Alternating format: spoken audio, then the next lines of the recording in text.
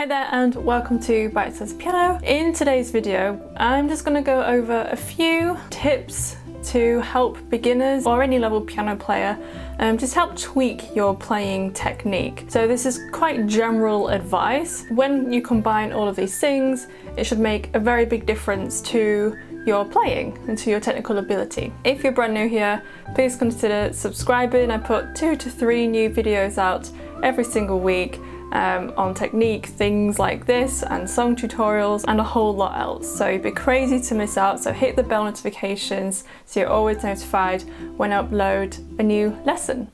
So the first thing is to make sure that you're sat high enough at your keyboard or piano. If you're sat too low, and then that's going to encourage your elbows to sink, your wrists to sink, and you'll play with, a low wrist. You're not going to have the best control over the keyboard. So if you don't have a proper piano stool or you're not able to change the height of your chair, just go and grab a cushion or a couple and make sure that you're sat high enough, and you should notice a difference as well, and it'll have a knock-on effect on the rest of your body. So you'll be sat higher, your elbows will be higher, and so it'll encourage your wrists to be higher as well. Another thing is to make sure that you're not sat too close to the piano. So now you're at nice and high, you don't want to be sat too close to the piano as well, particularly if you're quite tall. If you have long arms, you need to give your arms room to move, particularly if you're using a wide range of the piano. So make sure you're sat a lot further back, probably more than you realise, and sit a little bit more on like the edge of your seat. And also if you're using the pedal, this will help you have the proper foot pedaling technique as well, which I have done a whole video about in itself, so go and check that out. I've linked that down below for you. Another thing is having short nails, but not just short nails, like very short nails. So you shouldn't be able to see your nails poking out behind your fingers if you look at them like this. So I have mentioned this in another video. There are 3 mistakes that self-taught pianists make. It's so important to be able to play on the pads of your fingertips. And if you've got nails in the way, they can get stuck between the keys. You'll hear that horrible tapping sound. You won't be able to raise your wrists properly and get a good form. It'll encourage your fingers to lay very flat, and you'll develop quite a strange technique. So I'm all for having fabulous nails, but make sure that most of the time they're very short. If you're using a wide range of the piano, and then you need to be able to make sure that, as well as sitting further back, that your body moves with your arms. So you don't want to keep your body still and your arms just do that, because you're going to struggle and it's going to strain some parts of like your arms and your wrist. So you need to sway.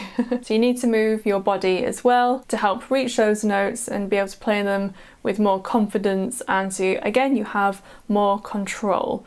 So these tips are really just about being in more control over the piano and what you're playing. The last thing is actually to do with your finger technique. So once your nails are nice and short and you're sat high enough at the piano, and so you need to make sure your wrists are raised. You don't need to claw your fingers like this, don't do that. You just need to raise your wrists and keep your fingers relaxed. So if you have a low sunken wrists and then you're going to be playing very heavy, you may encourage more tension to form in your hands and your fingers, and it will encourage you to play with less clarity as well, because if your hands are heavy, you're more likely to hold notes down where they're not meant to be held down. So for example, playing scales or any quick passages where you need to be playing, fairly quick and lightly, you need to exaggerate your finger movement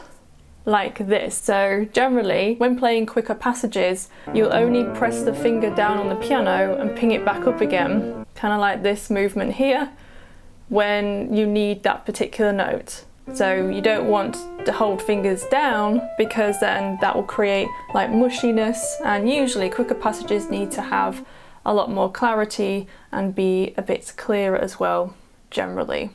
So those are my tips to tweak your technique. As I said, they were very general, but I hope that you've taken something from it and that you're going to implement them into your piano playing, and I really hope that they make a difference. So if these tips helped you, please comment down below and let me know any more video suggestions you have. So I hope you've enjoyed the video, I've enjoyed making it, and I hope to see you in the next lesson. Bye bye!